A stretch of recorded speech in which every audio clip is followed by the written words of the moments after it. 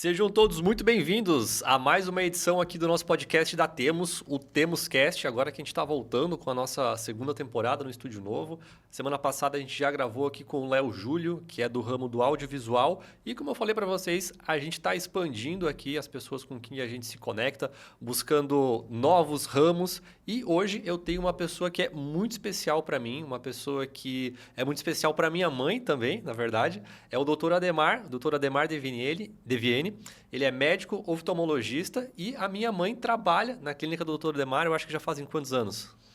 Tiago, é bom não revelar esses números. Faz, beirando 20 anos. Beirando 20 anos, exatamente. E é um excelente profissional, um dos melhores oftalmologistas de Santa Catarina, de Joinville com certeza, de Santa Catarina também. E hoje a gente vai bater um papo com ele, eu quero conhecer um pouco mais da história dele, por que ele começou, escolheu medicina, né? Hoje a medicina tá muito popular aí, é o sonho de muita gente que está na escola, que está no terceirão, quer fazer a faculdade. Quero entender por que ele escolheu esse ramo, por que ele escolheu a oftalmologia. Sei que ele não é aqui de Joinville, mas já está há muito tempo aqui, né, em Joinville. Há o quê? 20, 30 anos? Nós vamos completar 26 anos, 27, o ano que vem. Quase 30 anos de Joinville. Quase 30 anos, então, 32 anos de formado. Ademar, seja muito bem-vindo aqui ao nosso podcast. Podcast. Tiago. Obrigado pelo convite, obrigado pelo carinho. Então, a minha trajetória é uma trajetória que foi até a minha adolescência típica de um estudante. Eu muito cedo eu descobri que eu era vocacionado para a medicina. Como? Eu adorava. Um dos presentes de Natal que eu pedi para meu pai, por incrível que pareça, foi um microscópio óptico. Então, eu peguei num laboratório da minha cidade natal, que é o Ourinhos, interior de São Paulo, ali, divisa com o Paraná. Eu pegava ali os bichinhos, corava, formiga, partia besouro no meio, ficava olhando, né? Eu sempre fui muito curioso para isso. E nunca tive aquele pavor que as pessoas têm. Não posso ver sangue que eu desmaio. Eu lembro meu tio assim, padrinho... com agulha. Com agulha. Eu não, eu sou muito tranquilo. Meu tio padrinho, ele entrava em hospital, cabum, né? A bela adormecida. E não, eu sempre tive bastante curiosidade para essa área, áreas biológicas. Na época, inclusive, idos de 70, existia um livrinho, uma revista semanal chamada Seleções. E ali era como se fosse o mais atual das informações que hoje a gente tem no Google. Hoje é muito fácil informação. Claro que existem informações distorcidas ou não verdadeiras e outras absolutamente precisas. Eu lembro perfeitamente, aos 8 anos de idade, já tinha toda a convicção que eu seria médico. Aos 8 anos já? 8 anos de idade. E engraçado, né? Eu tenho 4 filhos. O meu caçula, aos 8 anos de idade, esse troço aí tem alguma simbologia, hein? Chegou para mim, pai, eu quero ser médico, que nem você. E é o único que fez medicina. Que é o Felipe, né? Felipe é o filho caçula, ele está hoje em Campinas, ele está cursando a Mandic. E sem nenhuma influência ou pressão da minha parte, de repente chegou para mim. Eu falei para ele fazer cirurgia plástica. Eu acho uma área interessante para ele. Mas deixo sempre à vontade. Um belo dia ele chegou, eu vou ser oftalmologista. Tá bom. E por que oftalmologia? Legal, você entrou sabia que queria ser médico, mas na área médica você tem vários ramos aí, né? E você optou por se especializar em oftalmologia. Por quê? Eu acho que eu fui todas as especialidades durante o meu curso, Tiago. Eu me apaixonei por cada cadeira. Havia algumas áreas que não me encantavam. Eu confesso, pediatria não é o meu forte, minha vocação. Adoro criança, amo de paixão, mas não rola. Clínica médica também não é o meu forte. Eu sempre sabia que eu seria voltado para a área cirúrgica. A área diagnóstica também, a área de imagem, não é o meu forte, nunca gostei disso daí. Claro, eu entendo dos exames hoje pertinentes à minha área. Mas aí, na ocasião, eu fiquei balançando ali, queria cirurgia cardíaca, aí vi que o tempo era gigantesco, neurocirurgia, o tempo de formação também gigantesco. E aí, a oftalmologia eu conheci por um acaso, nunca me encantou, para te falar bem a verdade. Até então? Até então. E aí, no 4º ano, acabei entrando em contato com um colega, hoje colega, né, na época professor oftalmologista, ele me convidou para ver um procedimento, achei extremamente interessante, cirurgias, microcirurgias que não sangravam, que fazia a pessoa ficar reabilitada, você saia curada do centro cirúrgico, diferente, por exemplo, da neurologia. A neurologia, quando sai bem, às vezes sai com uma sequela tremenda, às vezes não sai andando, né? Sobrevive, mas tem situações que são muito ingratas.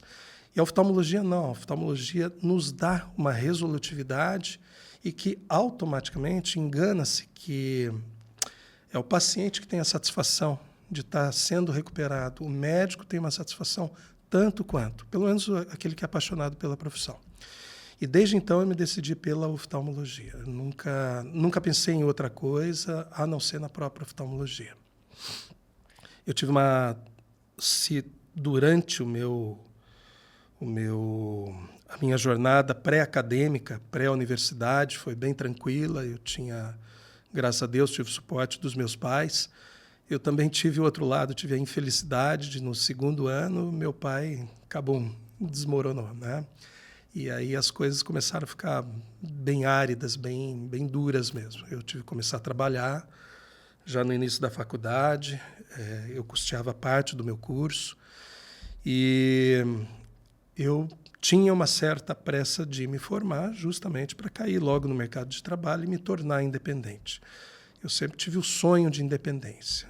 Embora eu tivesse uma vida confortável na minha infância e adolescência, um dos meus objetivos muito claros era sair de casa. Meus pais me tratavam mal, eu não me dava bem com eles. Não tem nada a ver com isso. Eu queria independência, eu queria conhecer o mundo. E realmente eu fui fazer isso. É verdade, isso é uma das coisas que a gente mais quer quando a gente está na faculdade e a gente vê que as coisas estão acontecendo e depende só da gente. Por mais que a gente tenha os nossos pais ali, você fazer o seu é muito mais interessante para você, né? Até para você depois poder retribuir para eles, né? Exatamente. Ainda mais que medicina é um curso caro, né? Um curso custoso para fazer, né? Caríssimo, curso difícil muitas vezes. Existem áreas que são mais complicadas que outras, exige tempo de dedicação. Aí você imagina, uma faculdade de tempo integral, eu tendo que trabalhar à noite para pelo menos manter a minha subsistência. Então a coisa não foi realmente fácil, né? E por um tempo, eu confesso para você, eu compartilho isso com a minha família, por um tempo eu me lamentava muito. Puxa, por que foi acontecer isso comigo, né? Você fica com aquele negócio remoendo, né? Por que tantas dificuldades? Por que tudo tão difícil? Por quê? Porque hoje eu olho para trás, Tiago, eu não seria a pessoa que eu sou hoje se eu não tivesse passado por tantas dificuldades, tantas privações, né? Ter tido melhor e ter passado por uma situação tão horrorosa quanto foi naquela época. Eu sou grato imensamente aos meus pais, grato a Deus por isso, por ter iluminado o meu caminho. Eu acho que a gratidão, o reconhecimento de você ter crescido, ter aprendido, é uma das melhores coisas que pode te dar a sensação de realização. Exatamente. Bom, perfeito. Então você conseguiu se formar, né, em medicina, depois teve que fazer especialização em oftalmologia, mas nessa época você ainda estava em São Paulo, né? Ou já estava aqui para o Sul? Não, a minha história foi a seguinte: aos 14 anos eu saí de casa, eu fui fazer o segundo grau em Curitiba, e meus pais tinham um projeto de mudar para lá, tanto que mudaram por um breve período, mas não se adaptaram, vieram embora para o interior de São Paulo. Foram embora para o interior de São Paulo de volta. E eu fiquei em Curitiba, passei lá, eu passei em São Paulo também, na Universidade de Marília, hoje acho que é a Universidade Estadual de Marília, e Londrina eu fiquei por uma vaga na ocasião, né? Passei em Curitiba. E aí eu fiquei na dúvida, puxa, para onde eu vou? Como eu estava em Curitiba, já tinha amigos lá, acabei optando por fazer a universidade lá em Curitiba. E eu fui muito feliz na minha escolha. Eu vejo que, pelos relacionamentos que eu acabei fazendo, isso acabou me abrindo bastante portas, muitas portas mesmo. Eu não tenho médicos na família, então, como eu havia falado até então, eu realmente tive que angariar passo a passo, né? Um pouco suado, um pouco menos suado, mais suado, mas tive que angariar passo a passo sozinho. Entendi. Uma dúvida que eu sempre tive é a seguinte, isso desde a minha época de faculdade, né? Na época de faculdade o pessoal fica naquelas, vamos fazer qual curso? Daí tem o pessoal do direito, tem o pessoal da engenharia e tem uma grande parcela que é o pessoal da medicina, né? E é uma profissão muito nobre, mas eu sempre penso, tá, quem é que contrata o médico, né? Um dia que eu, beleza, me formei médico agora, quem é que vai pagar meu salário? Quem é que vai me pagar? Como que é o primeiro emprego do médico depois que ele sai da faculdade? Então, antes disso, eu queria fazer uma ponderação.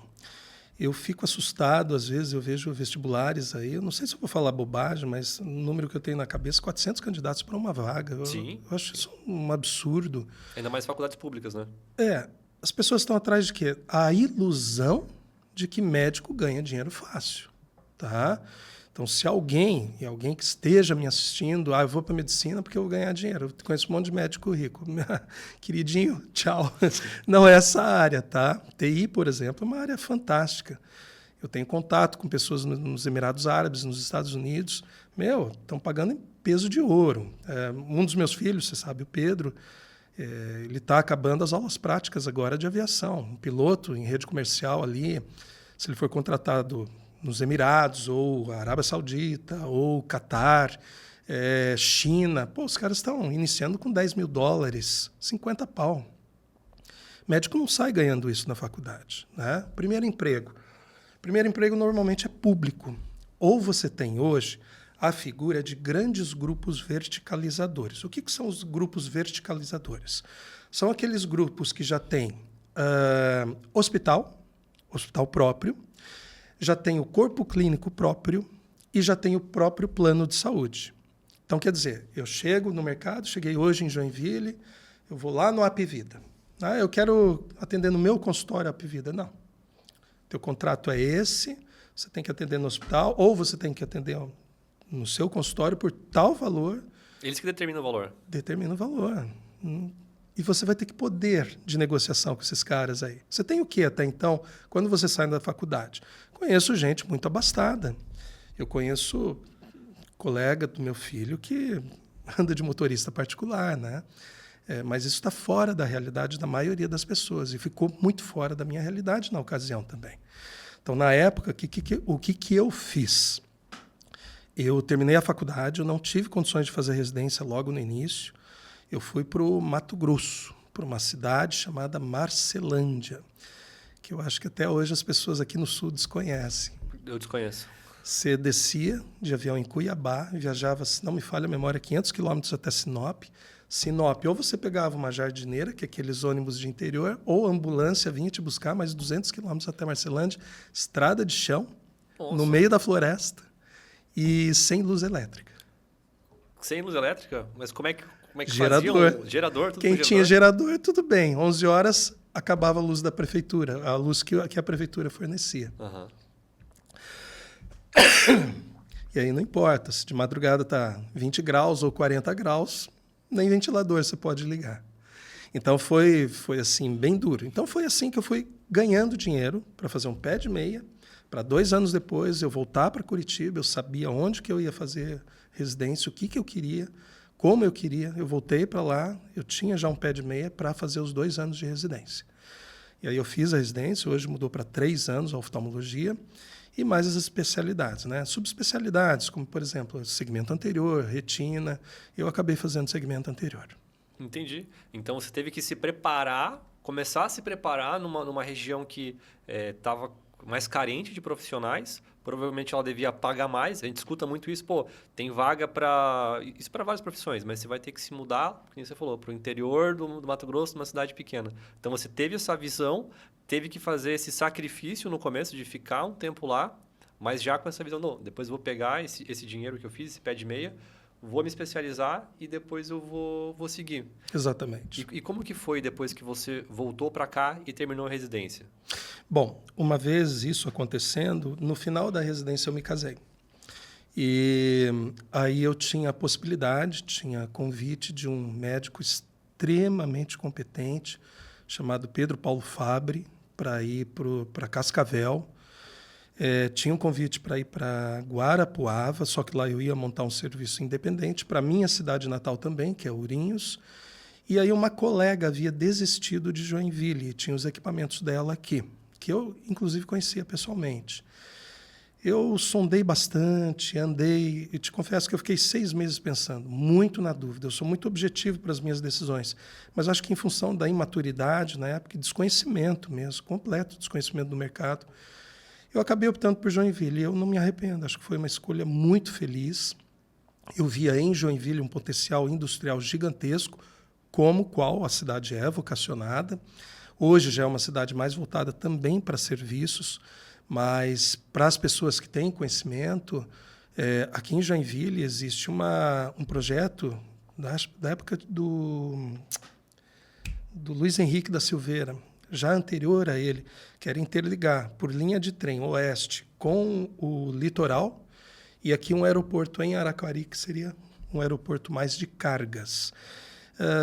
Então, tudo isso eu enxergava de maneira muito promissora. Do lado de Curitiba, do lado de Florianópolis, do lado do Porto de Itajaí. Meu Deus, isso aqui vai realmente crescer. Quando a gente olha para o passado, né, lembrando que naquela época, quando eu cheguei aqui, Joinville, você não encontrava nada aberto meio-dia. Só não fechava os restaurantes. Mas o resto tudo fechava, né? A carência de profissionalismo, excelência em prestação de serviço, era assim, uma coisa gritante, absurda. E como eu já tinha vindo do centro maior, de um serviço bem organizado, eu, na minha vida, comecei a implantar aquilo. Só que, claro, com muitas dificuldades, sem dinheiro para investir. Eu abri um consultório, eu atendi em vários lugares, várias clínicas em outras cidades para completar o orçamento. E assim foi por mais ou menos uns 2 anos. 2 anos depois, eu consegui me fixar bem em Joinville. Aí, depois de 4 anos, 5 anos, para ser mais exato, aproximadamente, aí eu comecei a expandir a clínica. Comprei os primeiros equipamentos diagnósticos, equipamentos que, na época, eram uma fortuna, hoje continuam sendo muito caros, mas que, para uma única pessoa, acaba pesando bastante, né? Compromete bastante o seu orçamento. E aí eu acabei admitindo 2 sócios, tempos depois, que são a Gabriele Rezende e o Roberto Schunemann.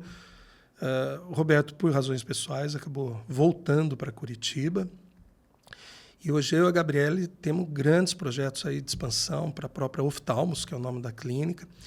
Eu abri uma segunda clínica aqui na região, chama-se AIS 360, aí já é uma clínica multidisciplinar, com uma outra filosofia completamente diferente, fica ali no Itinga. É uma clínica que eu chamo acessível, que não é uma clínica popular, é uma clínica que entrega uma qualidade de uma clínica padrão, como a Oftalmos, por exemplo, que tem outras especialidades, mas por valores mais acessíveis. E, finalmente, nós estamos aí, além do projeto de transformação da Oftalmos, que, por razões estratégicas, eu não posso revelar aqui num primeiro momento, nós estamos expandindo também para o Oeste. Nós formamos um grupo de médicos ali na região Oeste, meio Oeste, na verdade, e vamos estar montando as primeiras unidades dessas clínicas multidisciplinares, onde nós vamos ter a mesma qualidade de atendimento, as mesmas excelências, porém oferecendo serviços que muitas vezes não tem naquela região. Isso é muito legal você comentar aqui, que é justamente sobre empreendedorismo dentro da área médica. A gente estava comentando ali, o pessoal tem aquela ilusão, que nem você falou, o médico vai se formar e já vai magicamente cair, né, um caminhão de dinheiro na conta dele por mês, simplesmente pelo fato de ele ter a faculdade de medicina.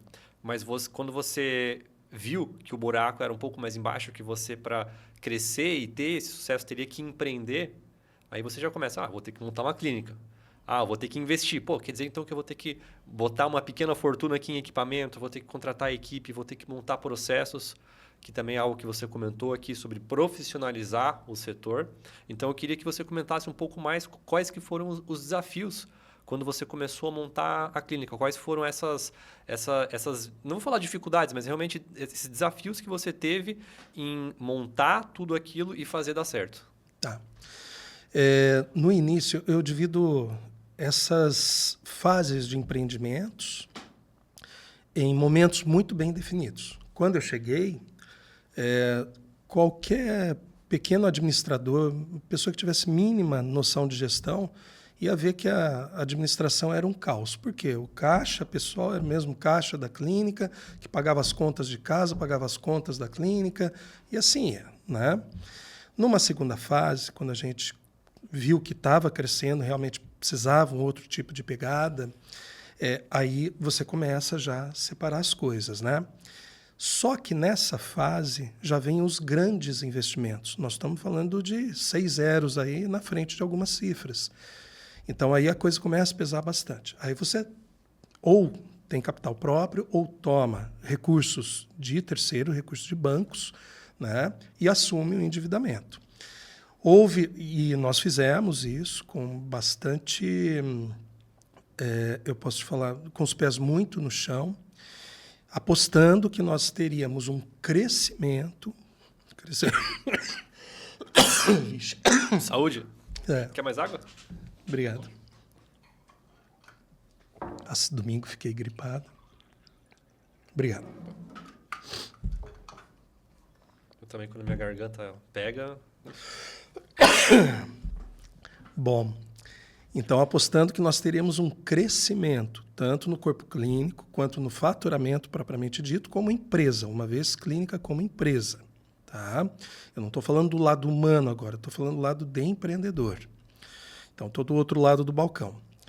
E a aposta foi correta. Tá? Aí houve a terceira fase, quando nós já subimos um degrauzinho a mais, decidimos ter o nosso próprio centro cirúrgico, só que aí é muito mais desafiador. Aí os valores de investimento são muito maiores, os riscos muito maiores, só que nessa época a gente já tinha parte capital próprio e parte recurso de terceiros. Até chegar agora na quarta fase, que é a nossa fase de expansão, onde a gente tem uma gestão completamente profissional.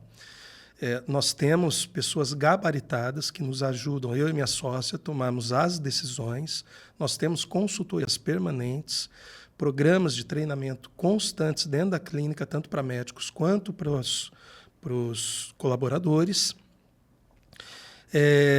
E assim também como a nossa, digamos assim, nosso conforto de ter uma certa quantidade de recursos para investimentos, ela já nos permite ter sonhos e dar saltos um pouco mais altos. Então, hoje, sim, nós estamos completamente profissionalizados. Você quer ver um momento que foi muito difícil, eu acho que não só para mim, mas todos os empreendedores, mundo afora, época da pandemia. Sim. Né? Eu não sei... Eu lembro perfeitamente o que eu estava fazendo. O dia que falaram aqui em Joinville que ia dar o lockdown. Lá por março de 2021, né? E eu lembro também um outro evento que quem tem a minha idade nunca vai esquecer. O que você estava fazendo quando você viu o ataque das Torres Gêmeas? Eu estava vendo TV Globinho. Eu estava no Hospital Dona Helena fazendo a geografia. Aí eu vi, inclusive, ao vivo a segunda torre sendo atacada. Eu falei, uau! Eu lembro também, eu lembro, eu tava, naquela época a gente estava em Blumenau ainda, eu e minha mãe. Minha mãe, eu lembro perfeitamente. Eu estava vendo TV Globinho, minha mãe estava na cozinha, cozinhando. Parece que eu consigo ver a imagem da TV ali e eu assistindo tudo. Então, são coisas que marcam a gente. Primeiro dia pós-pandemia, o que você faz? Chega em casa, tudo fechado, né? Aquela música do Raul Seixas, o dia que a Terra parou, parou mesmo, né? Eu acho que isso foi um grande engodo, um grande experimento social. Eu não estou falando em teoria de conspiração.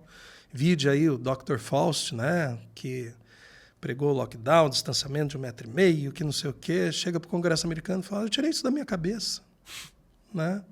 E aí você vê outros médicos pautados na realidade, zebalos aqui no Brasil, viu os amigos morrendo e falou, pô, eu vou ter que salvar esses caras, eu vou inventar aqui doença inflamatória dos vasos sanguíneos, vou dar corticoide para esses caras, ou vai ou racha. Salvou a maioria dos pacientes.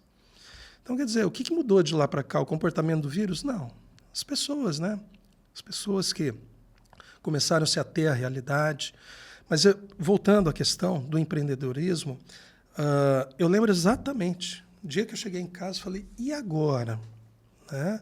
Minha folha de pagamentos não é uma folha baixa, uma folha elevadíssima. O que a gente vai fazer? É conta vencendo. E aí, o que você faz? Os juros aumentando. Então, beleza.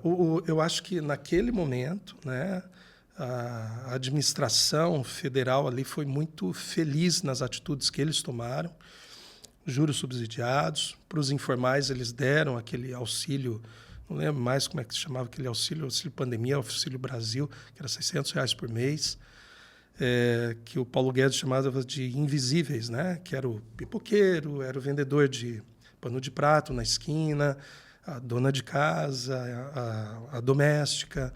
É o pessoal que normalmente não tem vínculo Auxílio empregatício. emergencial. Auxílio emergencial, Lembrei. Exatamente.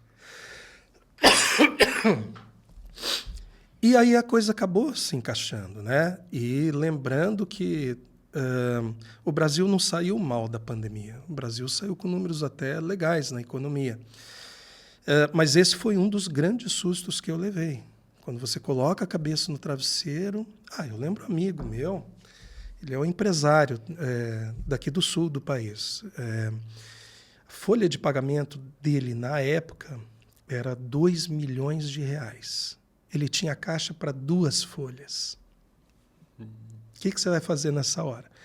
Um outro conhecido meu, esse eu não tenho contato, e também eu sei que fechou a empresa, mas não sei que fim levou.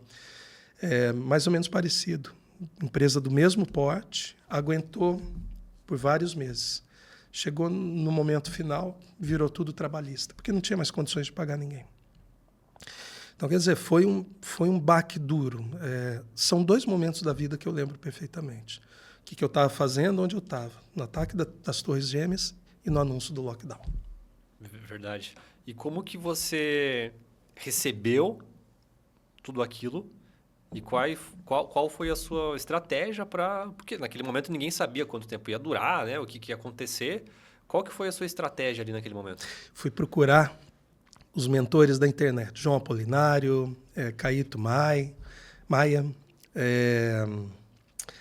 enfim. Caíto Maia é muito legal. Eu gravei um podcast com ele ano passado. Ano passado. O cara é CEO da Chili Beans, né? Chili Beans, sim. O cara é fantástico. Fantástico ele. Aí fui ver, né? Aí quando você vê que esses caras estão assim, arrancando os cabelos, eu falei, pô, acabou tudo. Vamos pra praia vender miçanga. Mas deu para ver que assim o mundo acabou reagindo. E nessa ocasião especificamente, o Brasil acabou tendo atitudes que foram positivas, né? Com esses auxílios, não deixou a economia minguar de uma vez só, mas e também trouxe coisas boas, né? É aquela história, né? Da minha experiência pessoal que eu acabei de contar, né? Momentos bons, momentos ruins. Tudo que eu passei, no sentido mais árido, mais ingrato, acabou me fortalecendo, me fazendo crescer. O que não me mata, me fortalece. E aquela época também, eu acabei viajando para outros lugares que eu não conhecia aqui dentro do Brasil, inclusive, e fiz investimentos imobiliários em lugares que eu jamais imaginei que pudessem estar disponíveis. Jamais imaginei. Quer dizer, a pandemia acabou me trazendo coisas boas também. Sim. Né? E, nesse sentido, também não posso reclamar. Você só ganhou com isso? Não, perdi muito. Ganhei também. No frigir dos ovos, meio que deu elas por elas. Pois é, e como é que fica... É uma grande dúvida que todo mundo tinha, né? Veio a pandemia, beleza, mas a gente ainda... As pessoas precisam ir no médico, precisam fazer cirurgia no olho, precisa continuar. A vida das pessoas continua. Não é como se viesse o Covid-19 e fosse a única doença que vai cair sobre as pessoas. A gente ainda tem ceratocone, tem todas essas doenças. Como que foi atender esses pacientes nessa época de pandemia? Como é que foi organizar tudo isso? Porque no começo estava todo mundo com medo, ninguém queria sair de casa, mas a pessoa ainda precisa ter o tratamento, né? Havia regras, Thiago. Então, não sei se você lembra, o distanciamento social, as poltronas das clínicas eram separadas por 1,5 metro. Aí, Dr. Fausto de novo, né? Glorioso. Espero que pague pelos seus pecados em algum lugar. Que, infelizmente, muita gente quebrou, muita gente morreu por causa dessas bobagens, né? Mas voltando à questão, você podia fazer cirurgias eletivas, os hospitais públicos, lembrando, atendiam emergências. E havia, então, uma série de regras. Você tinha que ter um determinado fluxo de pacientes, você tinha que espaçar mais a sua agenda, tinha que usar máscara, ter álcool em gel, bababá, essa coisa toda, tá? Perdi um amigo de Covid, amigaço, um cirurgião ali do Dona Helena, pessoa fantástica, que eu admiro até hoje, com quem eu me dava muito bem. Então, assim, o Covid não foi qualquer besteirinha realmente. No entanto, não foi nada disso, esse folclore que falaram. Eu peguei 4 vezes Covid e não tive absolutamente nada. Uma das vezes eu perdi o odor e o paladar. Mas fora isso, absolutamente nada. A gente sabe hoje, né, que existe a questão da proteína spike, que é o grande tchan da Covid, aí que te deixa mais ou menos suscetível aos efeitos virais. E eu acredito que a OMS já soubesse disso na época. É a mesma história agora, né? Tá vindo a varíola dos macacos. Você já deve ter ouvido falar isso. Mpox, né? Mpox. Cara, como é que você pega a varíola dos macacos? Você sabe como? Relação sexual. Pois é. Como é que você vai transmitir? Os caras vão sair transando na rua? Vou te transmitir agora. Mas eu tinha escutado que passava pelo ar também. Não é verdade. Não é verdade? Não é verdade. Tá? As vacinas, enfim, eu não quero ficar entrando em polêmica mesmo, porque não é minha área, né? Eu estou apresentando, para quem está nos assistindo, uma visão de mundo, como na ocasião, e hoje eu ajo como empreendedor ouvindo tudo isso. Muita coisa realmente verdadeira, muita coisa bobagem inventada. A gente vê que existe realmente... Os grandes líderes mundiais, eles gostaram de controlar as pessoas, né? Controlar as populações, e deu certo, duro que deu certo. Mas a varíola dos macacos, ela não é transmissível pelo ar. Eu acho que toda vez que surge um evento global desses, né, onde todo mundo é atingido... que eu me recorde, o último evento global que afetou todo mundo foi a Segunda Guerra Mundial. A gente teve alguns outros eventos ali, Guerra Fria e outros conflitos, mas que atingiu todo mundo e numa escala onde o mundo já estava globalizado, a pandemia foi o primeiro. E foi numa situação que todo mundo ficou de calça curta e deu para mostrar o quão vulnerável a gente está. E também muitas teorias da conspiração começaram a surgir. Eu lembro bem no começo da Covid... que falaram que era uma doença que foi criada, que a indústria farmacêutica criou essa doença. O que você acha disso? Como que você rebate essas teorias? Eu tenho certeza que isso aí saiu de um laboratório, tá? Eu não vou lembrar os nomes exatos agora para te falar, mas existem algumas reportagens, alguns estudos, aliás, feitos em que o foco da doença era, se não me falha a memória, Wuhan.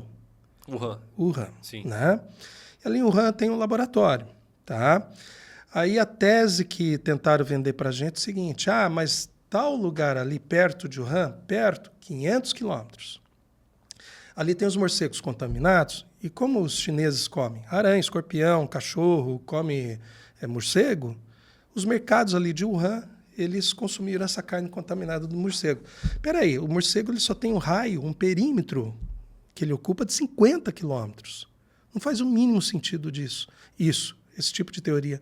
E a segunda questão, o vírus sabe-se hoje, isso não sou eu quem estou falando, tá? Pode pesquisar aí os infectologistas os mais renovados do mundo. Teve ganho de função, é um vírus com ganho de função. Isso significa o quê? Ele teve alguma manipulação. Tá? E esse laboratório de Wuhan, a gente não sabe se foi propositadamente ou não. Mas esse laboratório de Wuhan, particularmente, ele teve mais que um vazamento já. Não foi o único. Eu não sei, as pessoas não se recordam, né? Mas meses antes de estourar o Covid, teve as Olimpíadas Militares na China. E as autoridades chinesas já tinham conhecimento disso. Quer dizer, isso foi deliberado, foi escondido por quê? Se eles já sabiam disso. Um monte de gente do mundo inteiro indo lá para o seu país e aí depois espalhando. Eu não estou falando que eles fizeram isso propositadamente, mas que houve um acobertamento, houve. Isso aí não há a mínima dúvida. Sim, tá? Que foi algo que foi realmente feito pelo ser humano. Pode ter sido um estudo, mas de alguma maneira vazou de forma intencional ou não. Essa aqui fica a grande dúvida. Existem nuances nisso aí, né? Você pode derivar para cá, para lá, mas que é um vírus com ganho de função, isso é sabido, né? Sim. E Longe de mim ser especialista da área, mas eu estudei um pouquinho o tema. O que causa todo aquela disfunção, cansaço, a letargia pós-Covid, que fica tempo prolongado, é o Covid de longa duração, pós-Covid de longa duração ou pós-vacinação, né? E aí é em função da proteína spike. E aí, claro, quem quiser se aprofundar, pesquisa na internet, vai ver o que a proteína spike acaba fazendo. E a pandemia ela veio para mostrar para a gente o quão frágil que a gente é. E o que surgiu depois foi o seguinte: terá uma nova pandemia, a gente não sabe quando, mas ela vai ser pior do que essa. Não sei se vai ser mpox, se vai ser um outro Covid, mas isso é um fato, né? É um fato. A gente vai ter uma próxima pandemia, não se sabe quando, mas na história do ser humano, eu acho que a gente vai cada vez mais se preocupar com esse risco biológico. Tiago, é normal. Tempos em tempos. Lembra a peste negra? Sim, né? sim. Matou milhares de pessoas. Lembra o SARS, há anos atrás, né? Que muitas vezes era fatal, principalmente para as crianças, causava síndrome da dificuldade respiratória, se não me engano, esse era o nome. Também foi uma epidemia. Epidemia ou pandemia, como queira. De qualquer forma, a cada tempo existe uma ocorrência natural. Por quê? Porque os vírus não são fixos, eles são mutáveis. Eles vão ganhando função. O que não pode haver é um ganho de função abrupta, disruptiva, como houve com o Covid-19. Né? E aí essa questão de que já estão tentando vender que a próxima pandemia será pior. Eu comecei a pesquisar isso aí também, né? Mas quem que está falando isso? São as mesmas pessoas de sempre. Bill Gates, Obama, Clinton, Fundação Ford, Heritage Foundation, aquela outra lá, Human Society Foundation, aquele picareta do Soros, que é odiado no país dele. Você começa a ver certos movimentos, isso não pode ser somente coincidência. Né? E você vê movimentos globais. E aí a gente pode entrar em várias teorias, inclusive de conspiração, sim. Mas dizem os estrategistas militares, nós já estamos numa guerra de quinta geração. Tá? Aí nós falamos da Segunda Guerra Mundial. Eu adoro história. Na época, se você pegar o período pré-guerra, os aliados não eram aliados. Tinha uma relação histórica entre eles. Agora, o eixo formado por Japão, Alemanha e Itália, eles tiveram, inclusive, escaramuças entre eles. Aí, de repente, numa determinada fase do conflito, eles perceberam, caramba, a gente está querendo as mesmas coisas e esses caras ali do Ocidente estão contra a gente, Estados Unidos e aqui na parte oeste da Europa. Vamos se unir contra eles, né? E aí é que deu aquela baita confusão. Né? Mas eles não eram aliados de primeira ordem. Hoje você tem aliados de primeira ordem. Rússia. Muito bem definidos, inclusive. Né? Muito bem definidos. Rússia, China, Irã. Rússia, China, Irã e a Coreia do Norte. Tá? E esses caras estão trocando tecnologia entre si, estão trocando favores, trocando comércio. E eles têm um alinhamento bastante significativo, sem você ter uma guerra quente. Olha a questão de Taiwan. Como está tenso lá. A China vai invadir? Isso meio que já é um consenso entre os estrategistas. A questão é quando que vai invadir. Mas o grande problema é que se a gente vê um apoio dos Estados Unidos para Taiwan, aí eu acho que o negócio começa a ficar mais quente. Né? E os Estados Unidos vão querer mandar um porta-aviões e 4 barcos de soldados lá, com aqueles mísseis hipersônicos que atingem 5 mil quilômetros da costa. Eles só precisam percorrer 300 quilômetros. E a Ucrânia?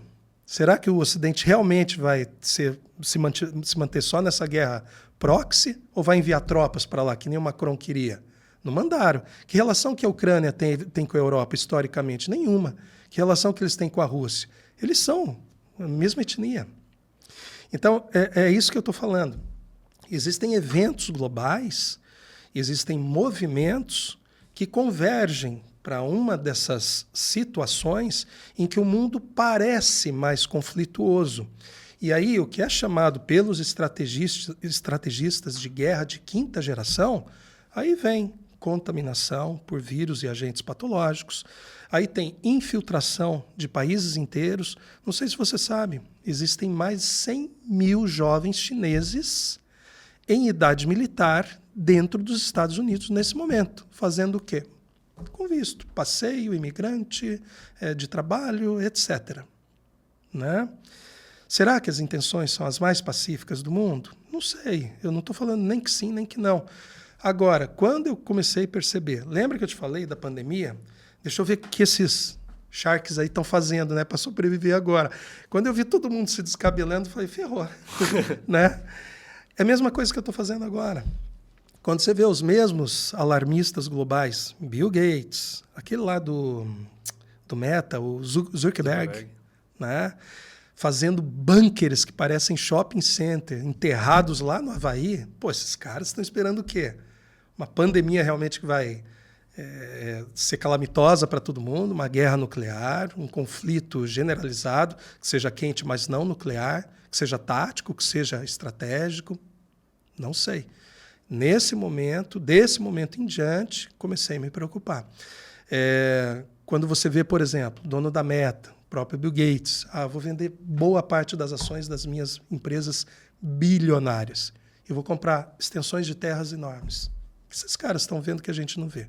Obviamente, eles têm informações que nós não temos. Sim, e cada vez mais a gente vê esses bilionários do ramo tecnológico se envolvendo cada vez mais na política também. A gente pode falar do Elon Musk, que recentemente ele foi visto num rally do Trump, apoiando, subindo no palco e promovendo a campanha também, né? Então, eu não sei se as pessoas prestaram atenção no início do podcast, eu citei os Emirados Árabes.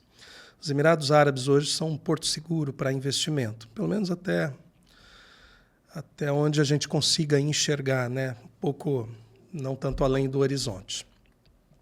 Quais são os valores da nossa sociedade ocidental, os valores judaicos cristãos? Eles estão pautados em 3 pilares. Deus não é religião, estou falando em Deus, independente do credo da doutrina religiosa. Do nome que cada religião vai dar para Deus. Família e propriedade privada. Propriedade privada, eu não preciso citar exemplos.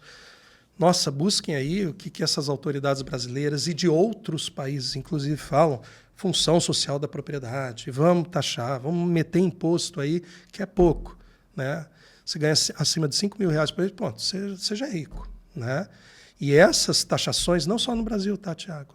Mundo afora aí, excessivas, são um verdadeiro confisco daquilo que você produz com o seu suor. Para um bando de burocratas que mandam na sua vida e te expõem a regras que nem sempre você escolheu. Você não votou determinado parlamentar, determinado presidente, determinado governador para isso ou aquilo. Você tem uma convicção. A questão da propriedade privada, então, é uma. A questão da família.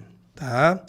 Não estou falando bem, não estou falando mal da orientação sexual de A, B ou C. Tem homossexuais na minha família, respeito, sejam felizes.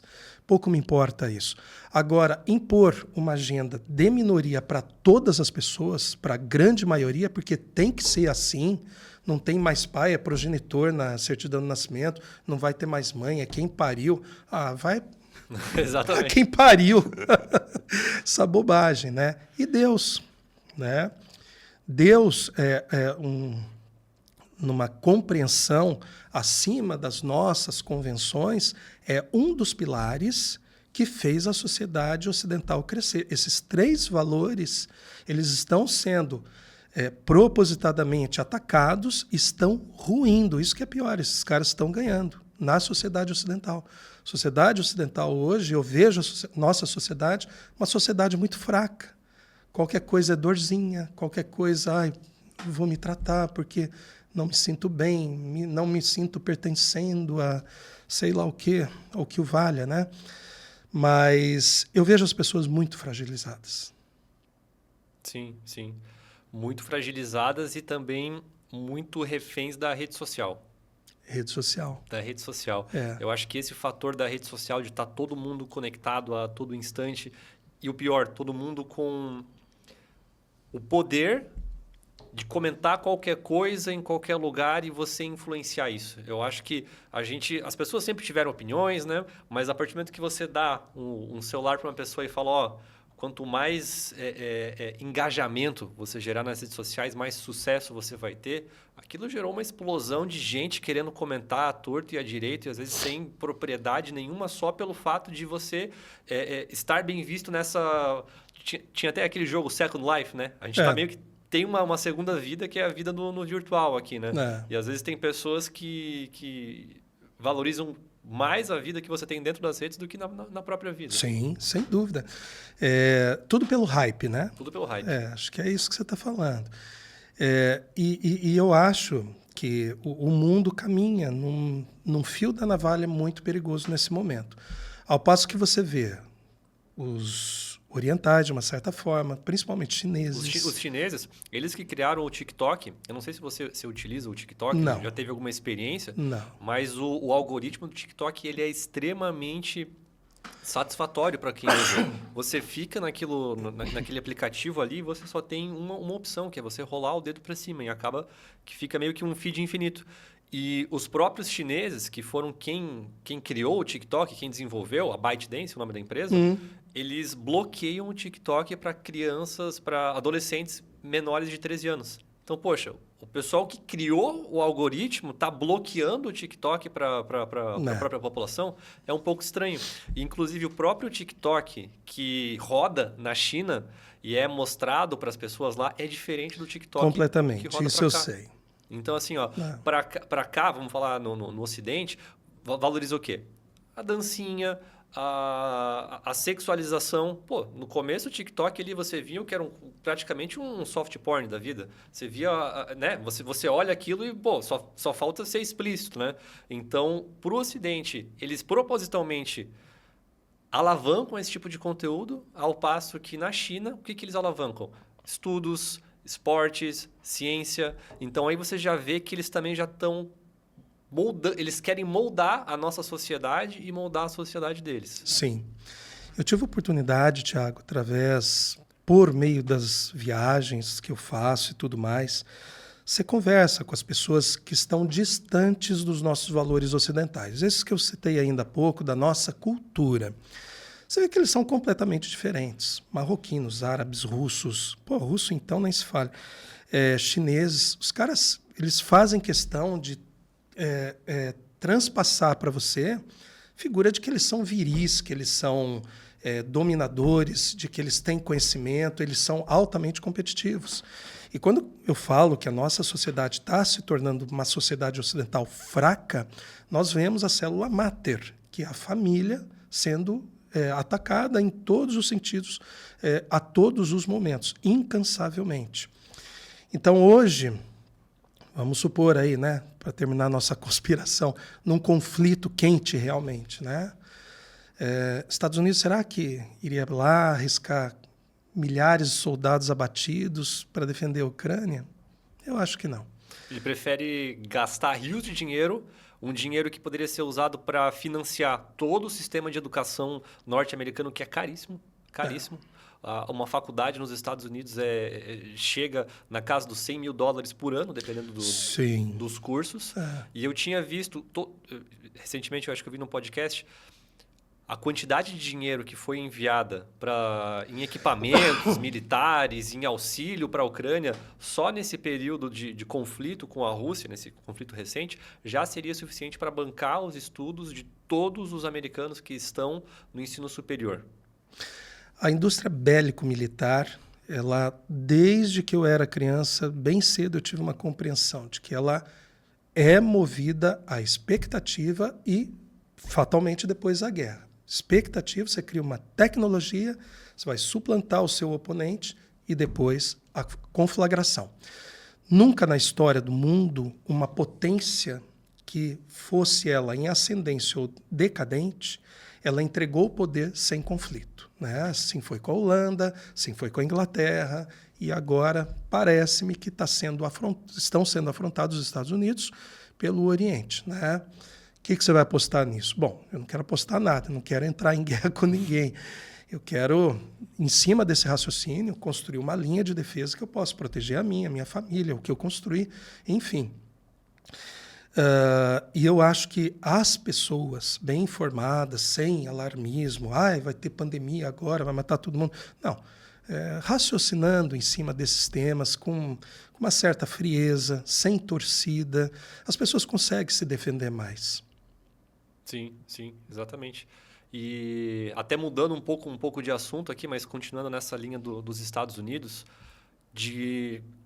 o brasileiro ele endeusa muito o americano, ele endeusa muito o estilo de vida do americano. Mas eu posso dizer que, claro, eu morei lá um tempo também, morei em Austin, também conheci alguns outros lugares lá. E assim, é tudo maravilhoso, mas para o americano que mora lá, tem coisas que aqui no Brasil a gente tem como garantido, a gente não se preocupa com isso.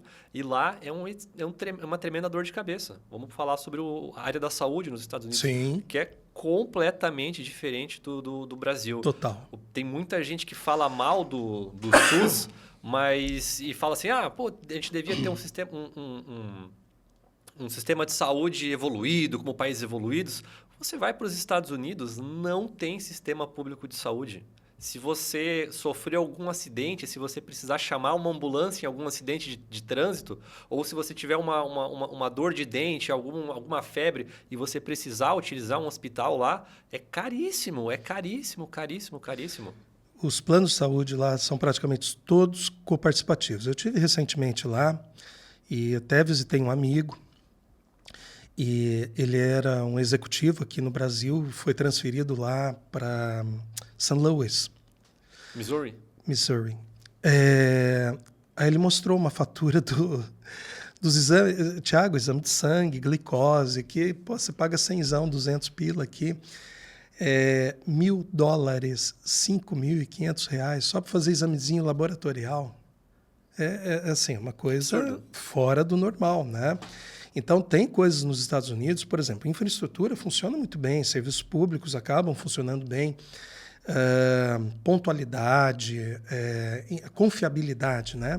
Que os serviços e produtos lá oferecem, eles realmente acabam entregando isso. Eu tive uma experiência, eu saí de New Orleans, peguei um voo para Atlanta, e Atlanta, esse voo atrasou.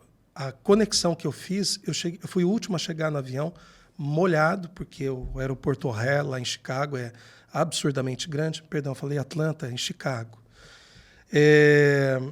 E aí falei, minhas malas? Não se preocupe com isso. Tá, beleza. Cheguei no Brasil, as malas não estavam aqui, né? Tá bom, não se preocupe, elas não vão vir de qualquer jeito. Não, aí é que tá. Entrar em contato no mesmo dia, suas malas estão em tal lugar. Eu mandei e-mail, né, para formalizar. Estão em tal lugar, me deu seu endereço de Joinville e, junto com as malas, me entregaram um voucher de $500. Quando que o consumidor aqui é tratado assim? Com esse respeito, né? Esse pedido de desculpas, essa formalização. Não é. Eu compro vários serviços enfim, operadoras de consórcio. E uma delas é assim, uma coisa ridícula, uma empresa famosa no Brasil, ridícula de ineficiente. Os caras estragam o andamento do teu negócio, mas não estão nem aí. É aquele processo enrolado, burocrático e pronto, né? Então, assim, tem muitas coisas boas, mas tem coisas que realmente não agradariam muito, né? Por exemplo, a cultura fria do americano, né? Os brasileiros acham que é chegar lá, ô, brother, chega aqui, vamos tomar uma. Eu não te conheço, cara. É bem diferente isso. E o primeiro choque, da primeira vez que eu fui para os Estados Unidos, eu tinha, acho que 20 anos, 19 ou 20 anos. E eu cheguei lá em San Antonio, no Texas, aquela coisa, né? Tinha feito curso de inglês aqui no Brasil, né? TOEFL, os caramba ali. Achava que falava inglês, né? The book is on the table. The book is on the table. Eu cheguei lá em San Antonio, no Texas. Eu não ia ficar em San Antonio, no Texas. Eu ia para Austin, que é a capital. Mas a passagem era mais barata em San Antonio, então... San Antonio, beleza. Peguei um ônibus de San Antonio até Austin. E... minha primeira experiência lá foi o seguinte, preciso comer. né? Aquela coisa maravilhado, quente pra caramba, andando no sol, eu com mala para 6 meses. E daí eu vi um Subway. Entrei no Subway lá, vi tudo. Beleza, Subway é tranquilo, né? Tem no Brasil também, né? Vai pedir ali, a moça vai perguntar o dobro de queijo, alface, né? Aquela coisa. Esperando que fosse assim. Eu não entendi nada do que ela falava. Ela falava muito rápido e para piorar no final, ela olhou para mim ainda e falou muito rápido. For here we go. For here we go. Você fica assim, yes. Yes, yes. E você fica yes, assim. E é engraçado porque depois de um tempo você entende e eles têm meio que... Eles são muito sistematizados. Eles têm... cashier card. Eles têm meio que sempre um padrão, assim, de perguntar. E se você não está acostumado com aquilo, ao primeiro olhar, pode parecer frio, pode parecer... Mas depois que você... os caras, eles são assim. São assim por causa disso, disso e disso. Uma coisa que me chocou, eu tenho uma das minhas filhas mora no Canadá. Então, eu tive algum contato com o sistema de saúde canadense e americano também. Mas uma coisa que me chocou, acho que foi num dos congressos de Chicago, congresso da Academia Americana de Oftalmologia. Eu acabei conhecendo um americano, né? Alguém me apresentou. E ali começamos a conversar, né? Eu comecei a conversar com ele e perguntar algumas coisas. Porque o que eu imaginava? Bom, grande parte das próteses, as lentes intraoculares que fazem as pessoas enxergar melhor para longe, para perto, são fabricadas ali nos Estados Unidos e Europa, né? Queria ver como é que era o acesso deles a essas tecnologias, que, obviamente, na minha cabeça era muito mais fácil, quais os resultados deles e tudo mais. Balela. O FDA, na ocasião, pelo menos, não liberava essas tecnologias que há anos a gente já usava aqui. Aí você pode me perguntar, como é que os caras fazem estudo, então? Né? Em macaco? O macaco responde depois? Não, os professores, os catedráticos, operam supervisionados pelos olhos do FDA, e ali eles vão tendo os procedimentos deles, que nem se fosse aqui a nossa Anvisa, né? Só que, por incrível que pareça, a Anvisa parece que é mais célere em relação a isso. A aprovação... Tiago, por incrível que pareça. Então, assim, coisas que eu já fazia há anos, os caras nem tinham acesso ainda. E fabricado lá nos Estados Unidos. Porque o órgão regulador não permitia que aquilo fosse usado daquela forma. Sim, exatamente. Então, e o SUS? O SUS é uma maravilha que a gente tem para o brasileiro, né? Claro, tem muito a melhorar. Tem regiões do Brasil que o SUS é muito carente, mas você não paga para utilizar ele. Se você ficar doente, você vai ali no SAMU, vai no posto de saúde, você vai ser atendido, vai receber a medicação de graça e vai para casa sem pagar nada.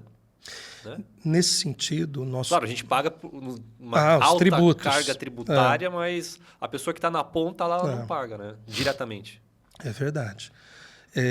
Eu acho que isso faz muito parte, essa formação, que antigamente era INAMPS, e depois virou Sistema Único de Saúde, depois na redemocratização, que houve uma reestruturação das agências do país e os órgãos do país, o SUS universalizou o atendimento. Então, não importa se é rico, pobre, branco, preto, gordo, magro, vai ser atendido, tá? Nesse sentido, eu acho que faz muito parte da nossa cultura acolhedora, né? Do latino-americano. O SUS, por sua vez, ele é absolutamente insustentável. Então, eu vejo, sim, é uma necessidade, as pessoas precisariam ter acesso, tanto quanto em outras situações e regiões do país, que não precisaria tanto investimentos do SUS, né? Onde você tem, por exemplo, lugares que você tem... são situações distintas, né? Mas 70% das pessoas assistidas pela medicina privada. Para que você vai ter grandes aportes tecnológicos ali naquela região do SUS se você consegue deslocar esses recursos para regiões muito mais carentes do Brasil? As pessoas ainda... Eu não sei se vou falar o número certo, mas mais ou menos o número que eu tinha na cabeça, 50% das pessoas não têm esgoto tratado. Isso aí é problema de saúde pública. Sim. É o básico do básico do básico. Não tem água encanada, né? E aonde tem esse tipo de condição... Eu conheci lá no Mato Grosso, eu conheci no Nordeste, no interior do Nordeste, interior do Nordeste é muito sofrido. Lá tudo é difícil. Não chega água, não chega luz, não chega informação, não chega esgoto. É caminhão-pipa, olha, é uma coisa terrível. E assim, muitas vezes você está abaixo daquilo que seria o mínimo digno para o ser humano. Né? Então, são todos problemas de saúde pública, mas que a gente sequer conseguiu eles, né? combater, Tiago. A gente não saiu do lugar. Né? O país se desindustrializou de 1980 para cá. Nós perdemos parque industrial. Nossa indústria era maior que a indústria canadense. Hoje nós estamos abaixo. Né? Nosso PIB industrial hoje representa o quê do nosso PIB total? 0 fração de alguma coisa. Né? Tudo bem, somos expoentes em agro, tecnologia do agro, e que Deus ajude que seja cada vez mais. Mas país que exporta só commodity, que produz só commodity, vai manter o povo na pobreza. Sim, mantém o povo na pobreza porque você não tem um desenvolvimento tecnológico, você não agrega outros serviços e você monopoliza tudo. Todo o poder fica na mão dos latifundiários, do pessoal que tem terra, que tem esse poder já há muito tempo, né? Sim, e as pessoas não se conscientizam. Não adianta um presidente bonzinho aumentar na canetada o salário se você não aumentou a produtividade do país. Se você não aumentar a produtividade, só é inflação. Aquilo que você recebeu a mais não dura um mês, já é corroído. Então, assim, eu vejo que há muita dificuldade no acesso a esse tipo de informação. E o nosso povo, que é um povo bastante acolhedor, é um povo trabalhador, é um povo, na grande maioria, honesto, são pessoas que são inventivas. Brasileiro, eu tive em reuniões com brasileiros e outras nacionalidades. O brasileiro normalmente domina as reuniões. O brasileiro tem um conhecimento amplo das coisas. É só dar a devida oportunidade. Sim, exatamente. Bom, doutor Ademar, estamos chegando já quase a 1 hora aqui da nossa conversa. Queria dizer que foi um papo muito legal. Foi legal, a gente passou por vários assuntos aqui. A gente passou sobre empreendedorismo, falamos um pouco sobre a parte da medicina ali. E falamos sobre saúde pública, teoria da conspiração, poder, Ocidente, Oriente, redes sociais. Acho que foi uma conversa muito legal. E a gente está se encaminhando aqui para o final e queria que você deixasse uma palavra final para a nossa audiência aqui. Olha, principalmente para as pessoas que são mais novas, que têm um sonho na cabeça. É normal, gente. Cair, você não pode esquecer que você tem que levantar. Você vai cair de novo, vai ter que levantar. E isso é doloroso. Vai ter que cair 10, 20, 30 vezes. Mas não tire seus sonhos da cabeça. Não deixe os seus sonhos serem menores do que a capacidade que você tem. É a mensagem que eu quero deixar. Pô, perfeito. Bom, com essa mensagem, não desista dos seus sonhos, desista de desistir, na verdade, eu acho que eu vi isso em algum lugar. Desista de desistir. Eu agradeço a presença de todo mundo que acompanhou a gente aqui. A rede social do Dr. Ademar vai ficar aqui embaixo também como a Clínica Oftalmos, clínica de referência aqui em Joinville, que trabalha toda a parte de oftalmologia, né? Cirurgias, para o pessoal que não quer mais... Uma outra dúvida aqui, né? Todo mundo que usa óculos pode fazer uma cirurgia para tirar o óculos? Quase todo mundo. Hoje nós temos uma grande variedade no portfólio de soluções. Quando a gente fala em corrigir o grau, para a pessoa não usar óculos, o que você vai lembrar? Laser. Fazer laser, pronto. Fazer o laser. Está resolvido. Não, grande parte das vezes você não pode fazer laser. Grande parte das vezes está contraindicado. E outras vezes, tantas que eu vejo aí acontecer... O paciente opera, 2, 3 anos depois, caramba, voltou meu grau, essa cirurgia não adianta nada. Não, adianta sim. Foi mal indicada a técnica para você. Não era essa, tinha que ser aquela.